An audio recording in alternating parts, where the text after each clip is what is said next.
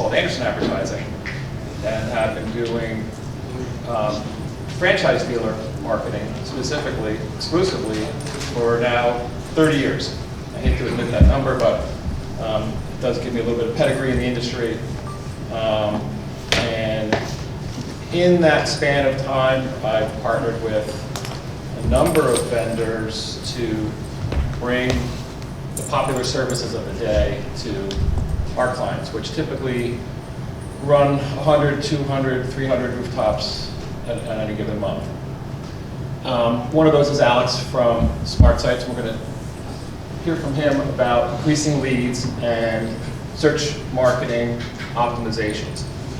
The takeaway I'd like to deliver to this audience this morning is, as we learn more about your industry as the independents, we see a lot of opportunity for dealers that want to take more market share. There seems to be a little bit of a resistance to spending marketing dollars, or at least to kind of go with what's comfortable. Cable or OTT or radio or your local print even. And if the conversation, when the conversation of digital marketing comes up, there's a bit of a fear because it's an unknown. So hopefully today you'll get a little more comfortable wherever you are in your digital marketing journey. As I said, I've got a couple hundred active rooftops in any given month, and I'm learning from Alex every day, which is why I like working with him and why I trust him with our clients. The key to spending on digital marketing is you are pulling in people that are actively looking for you, looking for your cars, looking for your business, looking for where you are. You're pulling those people in and you're spending money, your investment, in those opportunities. So you really want to look at spending your dollars in these digital channels as purchasing a revenue stream. Once you really get a sense of where and when that's working, where and when that's not, you can have some fun and get rewards by dialing down the things that aren't working as well, dialing up the things that are working better. So treat it as an investment and treat it as really purchasing a revenue stream when you think and listen to Alex about pay-per-click and even search engine optimization. The real unsung hero in even the franchise space is investing money in the content and the links in the dealer's website. Because they're told from the manufacturer, you've got this wonderful website provider that we've insisted you hire with, and it's a great product, and you really don't need to spend any more money than the monthly. Or maybe take a couple of their a la carte services for SEO, which unfortunately in that space includes a lot of extra revenue for the manufacturer and not necessarily good for the dealer. So think too about spending money on your website with SEO and building content. And think about that revenue stream. So if you invest, God forbid, $2,000 just on content creation a month, how many active leads are you currently getting from your organic traffic? You can really narrow in on just the organic traffic and look at the lead count from just organic traffic. So if you invest in the content, should you or do you see more leads coming from it? It's essential to look at it that way. I'm really excited for you to listen and see what Alex has got to say about it. If you have any questions on how I work with Alex and what I do to monetize his services for my clients, feel free to come to me after and ask me. Thank you, Chris. Quick applause to Chris. Thank you, Chris, for the intro. Thank you, everyone, for coming today. I have a great session for you guys. As Chris mentioned, we're going to talk about really lead generation, and at the end of the day, obviously, for those in the room who are dealers, the most important thing to you guys, obviously, selling cars. And although a lot of the marketing is a little tricky to track all the way down to that level, at the very least, track it down to leads. And today, I'm going to be talking about really how to improve leads and ultimately sales that you get from your website and marketing efforts. So I have a really packed session for you guys today. As opposed to a lot of other sessions that I do, this will really encompass everything. So I'm going to talk a little bit quickly just to make sure I get all this information to you guys, because I think all of it's important. If anyone has any questions after, obviously I'm more than happy to answer them as well. And if anyone needs these slides after, I could send them as well. So on the agenda today, we're going to be talking about website optimizations. Then we're going to be talking about SEO, paid search, measuring results, and I'll do a little bit about the future of search, because as you guys know, everything's really changing very rapidly over the last couple of months. Before I jump in, my background is I'm co-founder of Smart Sites. I've been focusing my energy and efforts on the automotive space for a couple of years now. I just put out a book on automotive search marketing, and I have a couple here that I'll hand out after the session if anyone's interested. It goes into a much deeper dive of exactly what I'm going to be talking about today. The company I represent, Smart Sites, we're a full-service digital agency, industry agnostic, so the learnings that we have really span every industry and every sector. But today, for you guys, I'm going to try to distill all of that and all of the things we do for thousands of other clients and distill it with an automotive mindset. So a lot of really cool things for you guys today. We're going to start off with website optimization. So the website stuff I'm going to spend less time on than the marketing side. The reason for that is on the automotive side, it's usually a lot less that you could do with your websites than maybe other industries, right? And there's good reasons for that, but the two takeaways I want you guys to have on the website stuff before we jump into marketing is, number one, I want everyone to always be UI and UX minded, and realize that there's a big difference between UI and UX. A lot of people, especially in the automotive space, once they get their website, they kind of just leave it, right? And as long as it's working, it's working. If I could have any takeaways for the website portion of this presentation, is that I'd love for you guys to go back, when you go back home after NIADA, to really play around with your website, play around with it as a consumer. Take out your cell phone, take out your tablet, take out your computer, different devices, different resolutions, and really test the UI and UX of it. And with that feedback, your website provider can make a lot of changes to make your website better.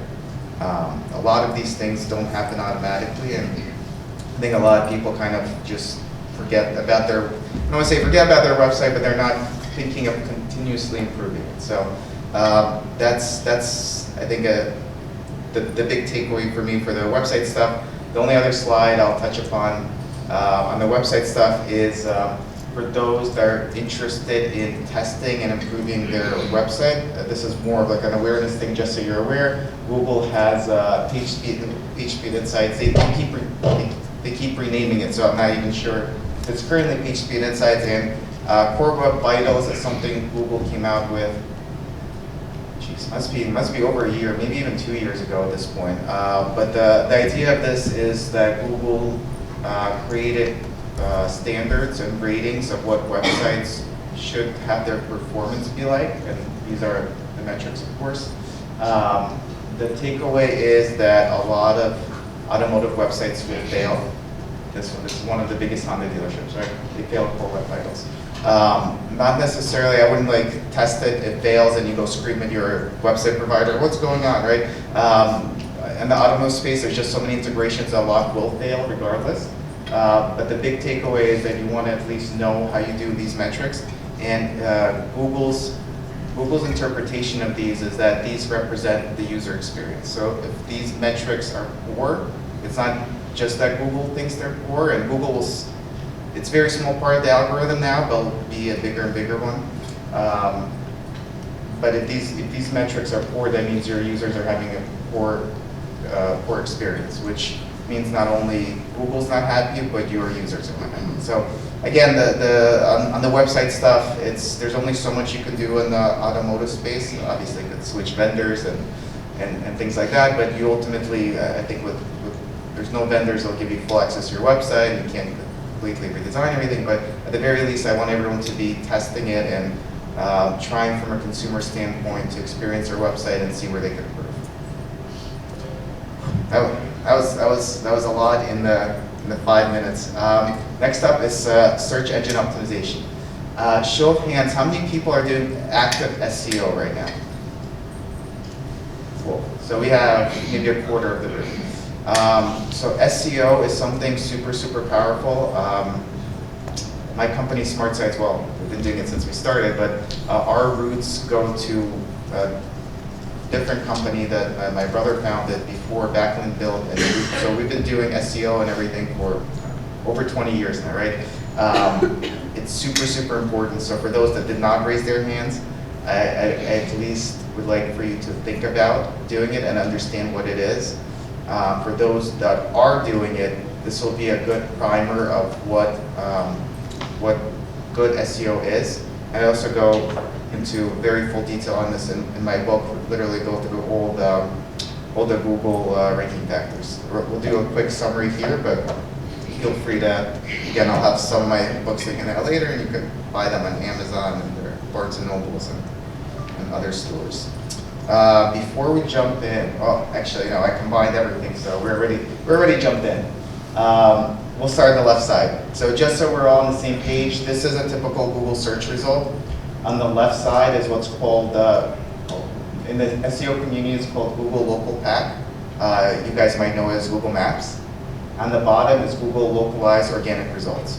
So I think that the first thing, just to get everyone on the same page, is to understand that both of these are very different, and the ranking factors, in other words, things that impact how you rank, are going to be completely different for both. On the right side, we have actually the ranking factors that go into both, and I'll take a little bit deeper dive into each one of them. And again, you could get more information online or in my book about what each one means. Well, let's take a quick and deep dive at the same time.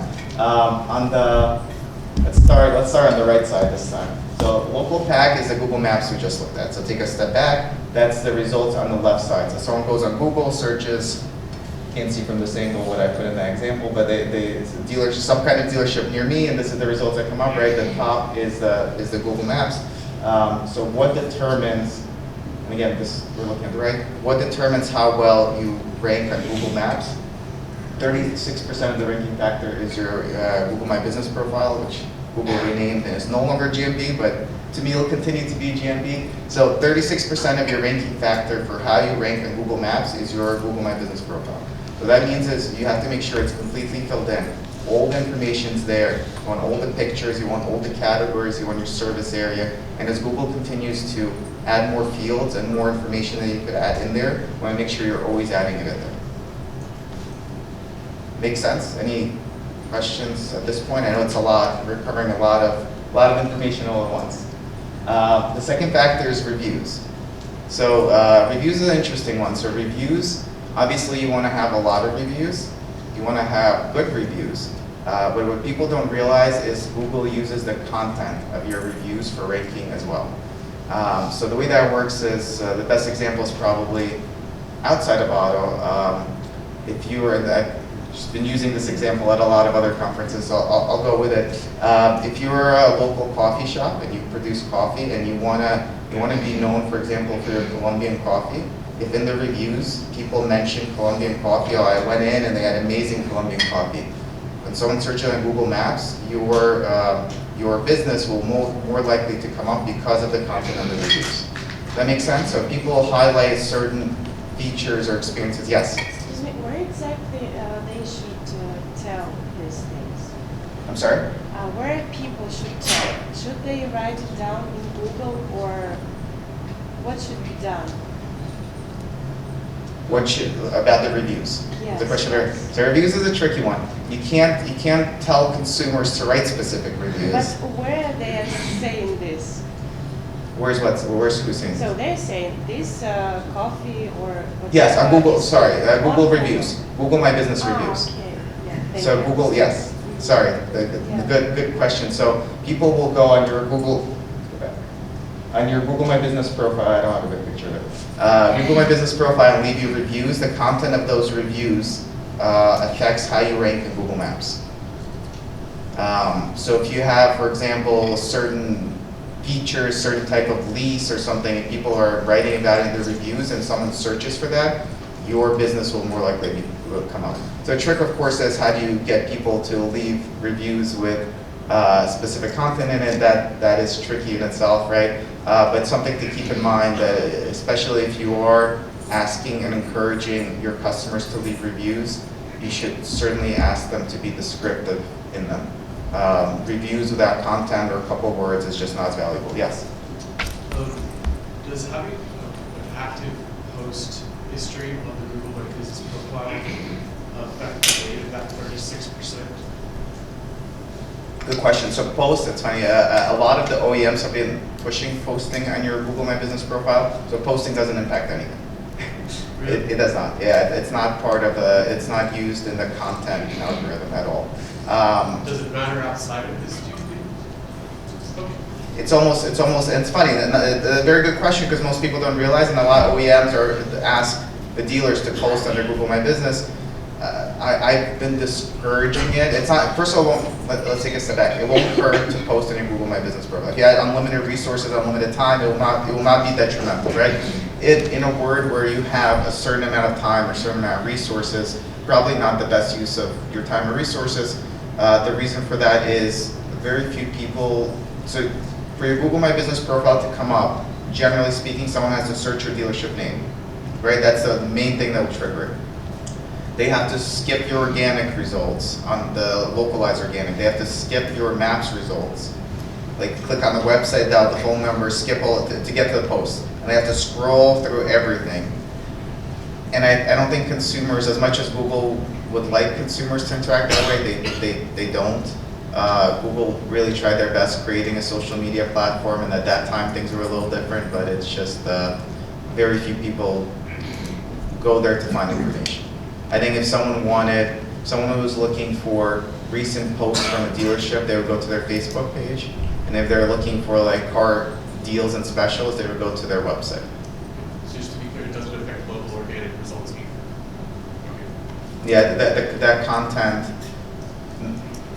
you take a step back. So Google's algorithm is very complex. So this ranking, these ranking signals is from an internal SEO community that self-reports things, and this is as close as we could get to what Google does based on SEO professional self-reporting.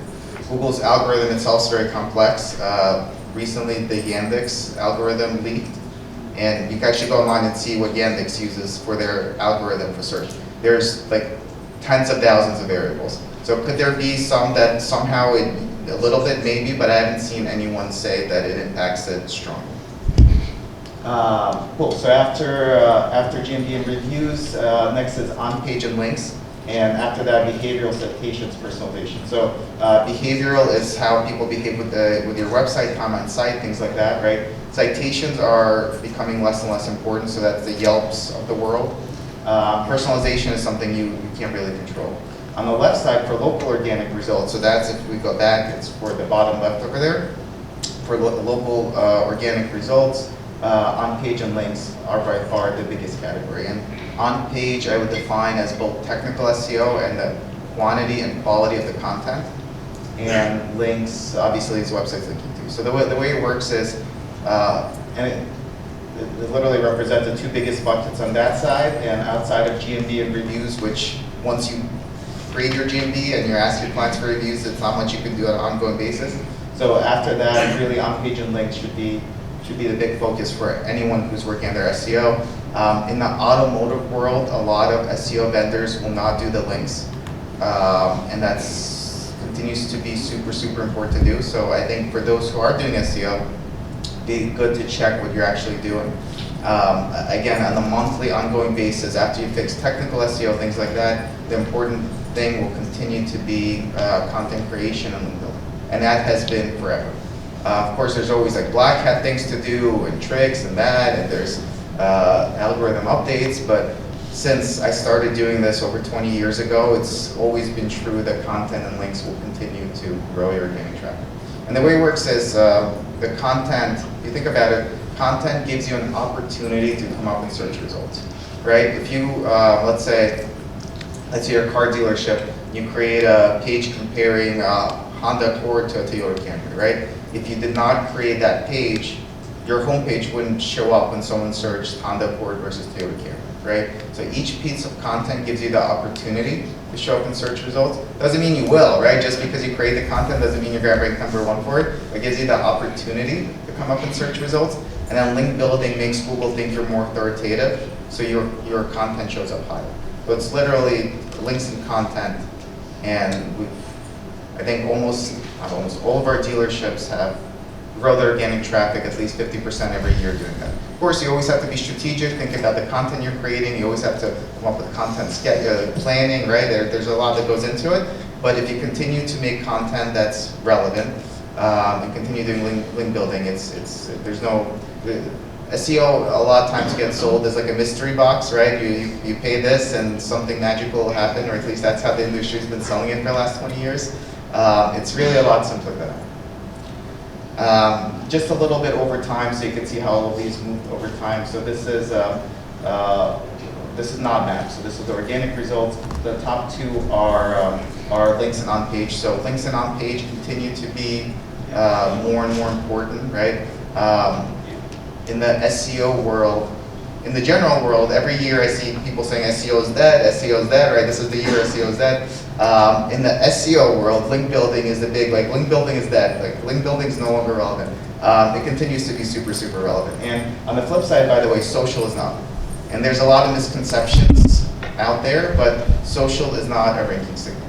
Meaning, if you have a Facebook, Instagram, TikTok, Snapchat, it will not affect your Google rankings one way or the other. Or what you do on those social media platforms. Yes? If you're using AdWords, like special search words, what does that affect? Like which portion of the, I guess sort of on the last one you were talking about, is that? So AdWords, Google Ads is paid search. So that's gonna be, we're gonna talk about that right now, right next. This is organic. This is unpaid. So you create content, do link building, and your content ranks in Google organically, and you get free organic traffic forever, vis-a-vis that. Or at least until Google goes out of business. Yeah, so social media, that used to be a very popular question, and I don't know who was spreading these rumors, but a lot of people will come to me like, someone told me if I create an Instagram and a Snapchat, my website's gonna rank better on Google. I'm like, that's not how any of this works. So for a little bit, so the only reason it was social was even a small ranking signal is when Google had their own social media platform. This is the same thing for Google Maps. So what's interesting here is obviously your Google My Business, which is now GBP, not GMB, continues to be more and more important, right? And everything else continues to be less important. And this makes sense. Google My Business is what powers map listings, right? But for a long time, Google considered a lot of other ranking signals to it, but they've made obviously Google My Business more and more prominent at the expense of Yelp, citations, and other websites. And if you think about it in practice, they took a lot of business from Yelp and all those third-party directories and what we call citations. This is a good slide to take a picture of. So these are, again, the ranking signals in a table, and those are the most important. Obviously, everything's important, right? But if I were to focus my energy on growing your SEO traffic, that's what you focus on. And again, no one knows Google's algorithm, but this is the closest we've come to knowing what ranking signals are important to Google. Yes? What's on page? So on page, yeah, so it's good. So on page is it's kind of like not all encompassing, but it's stuff that you do directly on your site. Sorry. So that's the quantity and quality of content, and then I would put technical SEO under it as well. Technical SEO is fixing your titles, metas, headers. It's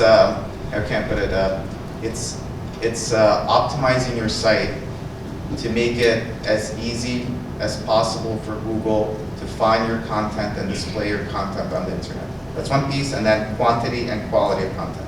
Both are important. You don't want to have a lot of shitty content. You don't want to have very, very little good content. Yes? So content in your review replies, does that make any difference? Yeah, so that's funny. That's every single time that question gets asked. So the general consensus is no. There's been some people that anecdotally have disagreed in the SEO community, but I would say 95 out of what was that commercial? I remember there's a commercial like 9 out of 10 dentists, 95 out of 100 SEO professionals would say it doesn't. And to me, I think it doesn't because if Google used their content of your responses, they would encourage people to start like keyword stuffing.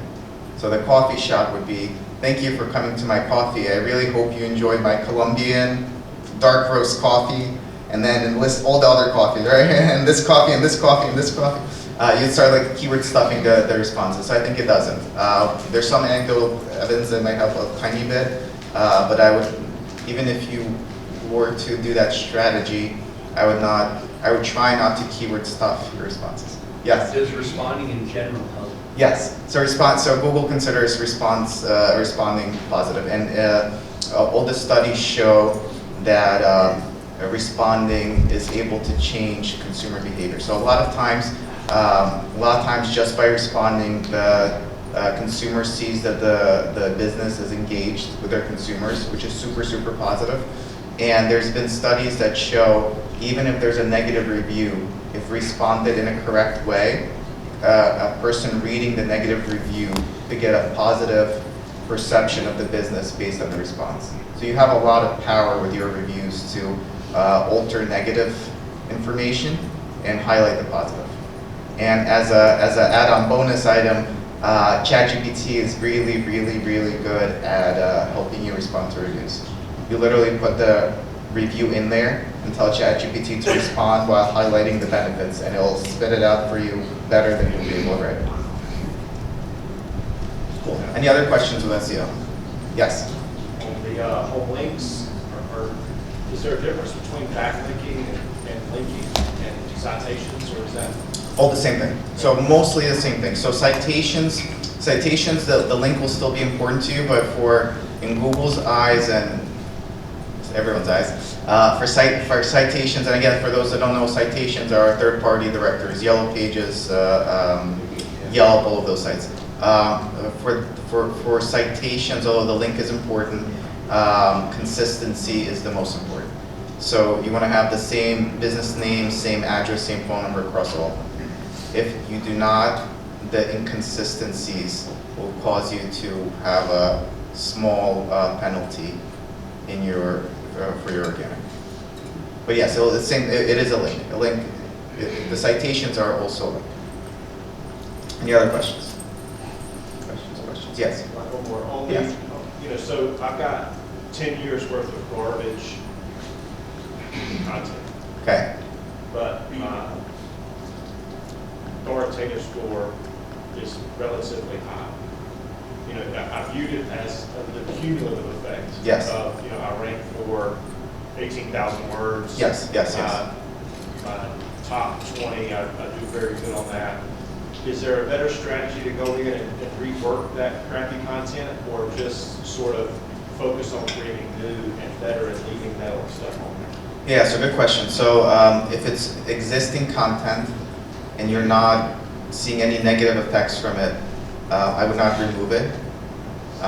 There's a lot of services that'll help you clean up content, stuff like that, but I would not start touching it, and I would trust, in terms of deleting it, right? I would trust Google to de-index content it doesn't consider valuable. It will do that itself. If you're a new website and just dump 10,000 pages of garbage content, I would not, that would be a different strategy, but existing content's been there for so long. The second point is I would review the content, like Google Search Console, and there's different ways to look at it, but I would identify certain pieces that are worth updating. I would update them and see if there's a positive impact from it, and if there is, the exercise would be to go through all of it and update all of it. But yes, older content ranks worse in a lot of cases, especially if it's time relevant, time sensitive content. Any other questions? Going once, going twice. All right, paid search. So I'm going to cover an entire hour-long paid search presentation I do in the next 10 minutes or so. So we're going to go quick. So paid search, there's a lot of things that are important in paid search. I'm going to touch upon things that I think are going to be the most impactful for you guys, and within 10 minutes, I think will, if you implement these, could really double, triple the performance of your campaigns without spending any more money. Show of hands, how many people are doing Google Ads? Nice. More than SEO. We have half the room. How about, for bonus points, Microsoft Ads? Any people doing Microsoft Ads? Much less. So I don't think I even have a Microsoft slide in here, but Microsoft's been doing very well. It continues to. I could pick on you, and you could test this, but it's skews. It's cheaper per click and per conversion, and has been growing and innovating a lot. So don't count it out. If you're not doing it, definitely look into it. People on Microsoft, Bing, MSN, right, are usually unique from Google. And what I mean by that is people who use Internet Explorer and MSN as their homepage do not use Google, and vice versa. So you're missing out probably on, I don't know, 10% of desktop users if you're not on Microsoft. And again, it's cheaper because, as we saw by a show of hands, you guys aren't there and your competitors aren't there, and the people who are there, it's a lot cheaper for. So that aside, all of this more or less applies to Google and Microsoft, but this will be mostly Google-centric because, as we saw in the room, a lot more of you guys are on Google than on Microsoft. All right, so we're going to talk about three things. So value-based bidding. How many people know what value-based bidding is? Show of hands again. Oh man, very few. There are less and less hands. I think that was even less than the Microsoft hands. We're going to talk about enhancing your presence, and then we're going to talk about custom audience. And again, I'll go quick, but I have, I think, 100 pages on Google Ads in the book. So this is bidding strategies over time, right? And I've been presenting this exact slide for maybe 2-3 years now, so it's probably the star supposed to represent where we are now. In reality, the star probably has moved, but in the auto space, as you guys saw by the show of hands, we're somewhere on the left, grayed outside, right? So I'll walk you through it. So this is the historical bidding strategies, and for those that don't know what bidding strategies are, this really controls how you bid and pay for things on Google Ads, right? This is super important because if you're not using the latest bidding strategies, you're definitely not getting the most out of your campaigns. Number one, all the way back in the day, the most common, 10 years ago, bidding strategy was position driven, and these are the days where people just cared about being number one. And I think some of the auto industry is still in these days, right? But this is when how well you're doing on Google Ads to your marketing agency and to you was dependent on going on Google, searching your keywords and seeing where you came up, right? So this is the days of manual bidding. You would put manual bidding on different keywords. The next iteration is keyword driven, which for those that remember, Google came out with micro moments, I think 10 years ago. I think if anyone's gotten any presentation about Google, all the folks in this room, I'm sure you've heard of and seen micro moments, right? Micro moments is you're supposed to target consumers differently during the different paths, the consumer path, right? Different keywords, different ad copy, and at that time it was very revolutionary to do that. And what that brought around is creating ad groups and targeting specific keywords, and you really would focus on bidding. And again, this is still manual bidding, but you would manually bid on different keywords to drive consumers to you during different purchase, different part of the purchase cycle, right? If they're researching cars, if they're looking for a lease special versus they're looking directions to your dealership. A lot of the dealerships still run their Google Ads this way, right? Where they just manually set up bids and target different parts of the micro moment journey. The big thing that came around just at this point, probably 6-7 years ago, was outcome driven, and that was the first iteration of Google's machine learning. So what outcome driven means is that instead of caring where your keyword ranks, and instead of caring about the specific, still care about specific keywords, but instead of grouping up different keywords and bidding manually on different keywords, you are now more concerned about the outcome. Outcome being conversion actions on your website. And what I mean by that, it could be as top level as VDPs, right? If you're not landing people on the VDP, and as bottom, as all the way to the bottom as a phone call, form submit, and store visit. Google Ads has gotten really good at measuring store visits natively. It used to be, for those who have been doing this for a while, it used to be with beacons, and it used to be a lot of complex stuff. Now they have native integration. If whoever has an Android device or they have an Apple device with Gmail or whatever it is, Google knows if you click the ad, and they know if you walk into a store, and they put two and two together and natively can give you store visit information in your campaign. So outcome driven and using machine learning has really been revolutionary for those that are not using these bidding strategies. You definitely should be. For those that are not measuring your conversions, you definitely should be. And by conversions, you really should be measuring everything that's measurable on your website, right? A lot of times I feel like the Google Ads providers will do the bare minimum. They'll set up the phone call, and they'll set up like one form submit, right? If you have a trade-in form on your website, you should be measuring that, right? Because with machine learning, the more information Google has, the more powerful it is, and the more it could optimize.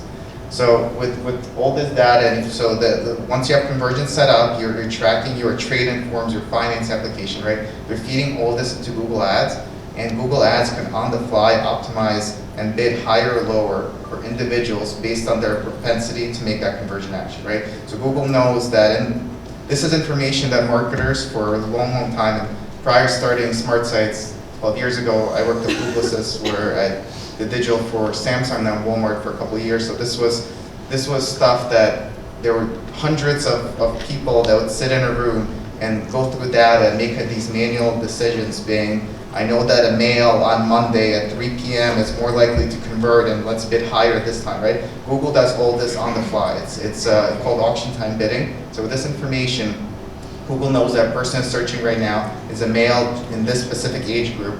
They know that male in that specific age group from that geolocation is more likely to do a trade-in form on your website 1 p.m. to 2 p.m. and will on the fly bid higher for that person between the time the person puts in the search query and hit submit, and while the ads are loading, Google, with that information that you feed into Google, will automatically bid higher for that person. Very, very common practice everywhere in the Google Ads world, every industry except auto. For whatever reason, in auto, there's a lot of people that still are not doing it. So that's the blue bucket, which as an industry we've been at for a long time. The value-driven, which is the newest, it's been 2 years now, will make a lot of sense to you guys. It's very similar to what I just talked about, only it takes the next step of you actually set a value to all your conversion actions.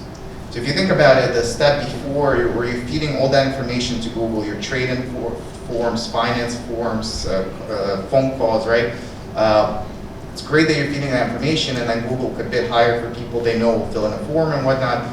But Google doesn't know the value of those things, so it treats them all equal. So it'll treat a VDP at the same weight as someone going into a store, which we know is not true.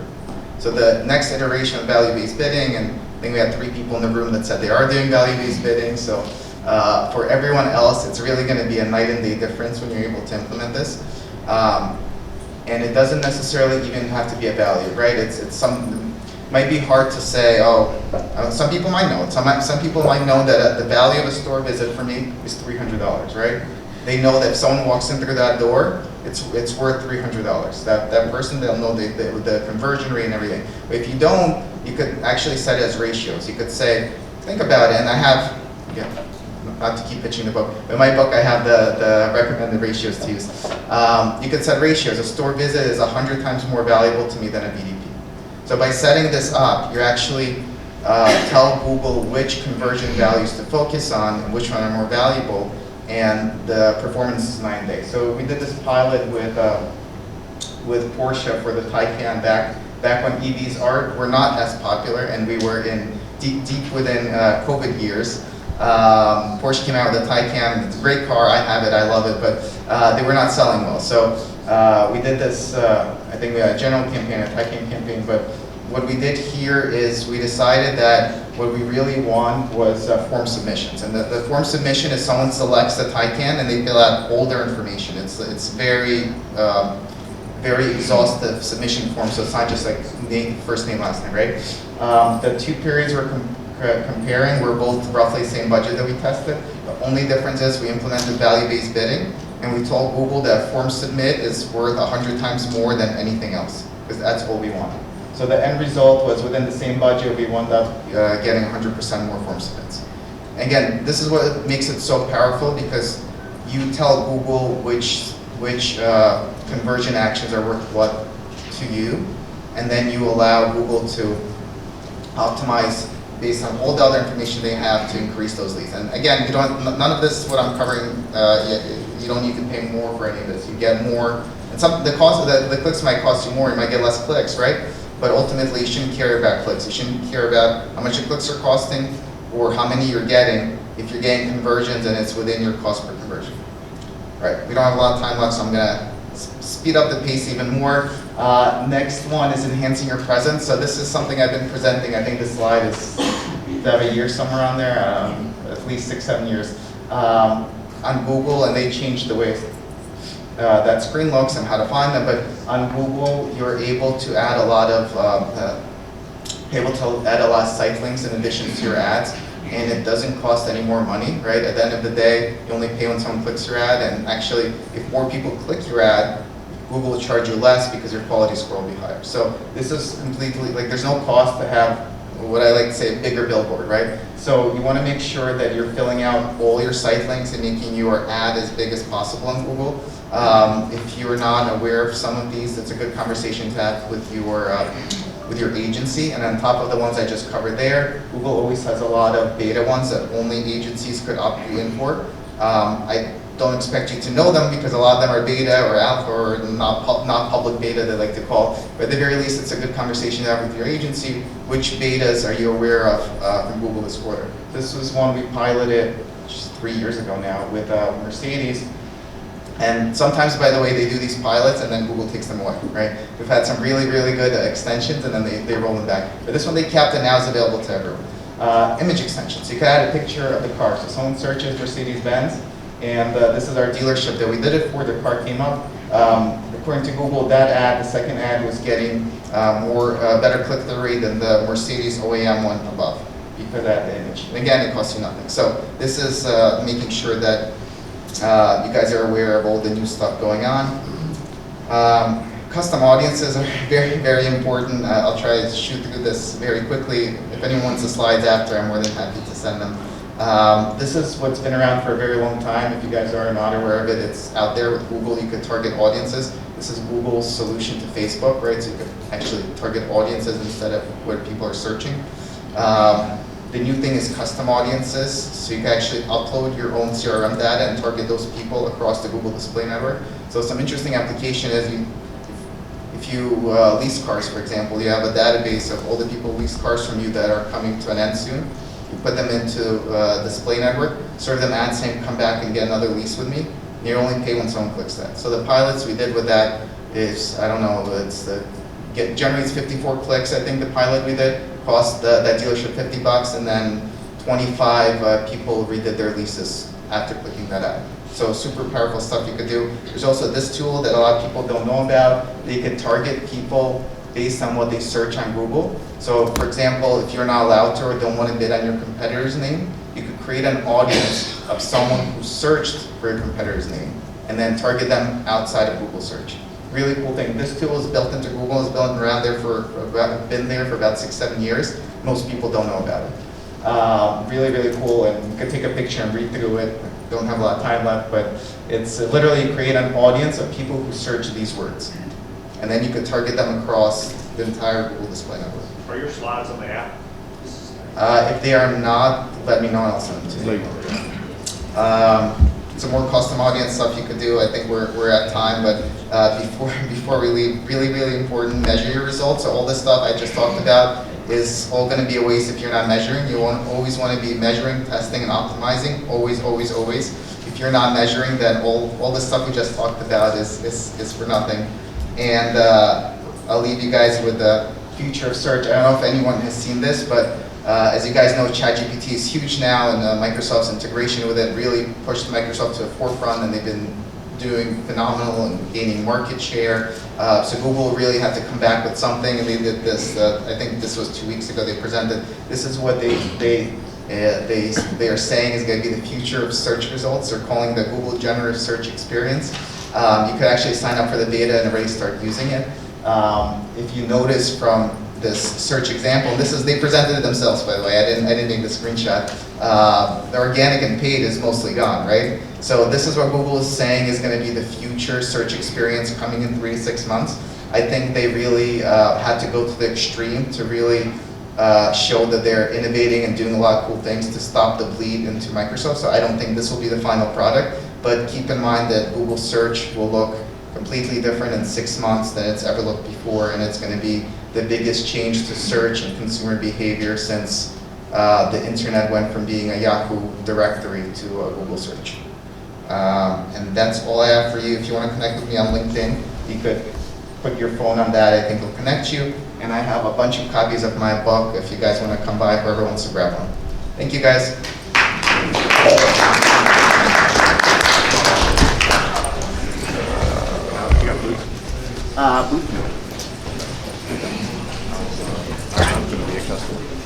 Thank you.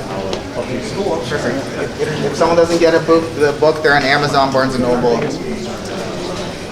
me just stop this really quick. Sorry. Especially if you're saying something. Nope. Sorry.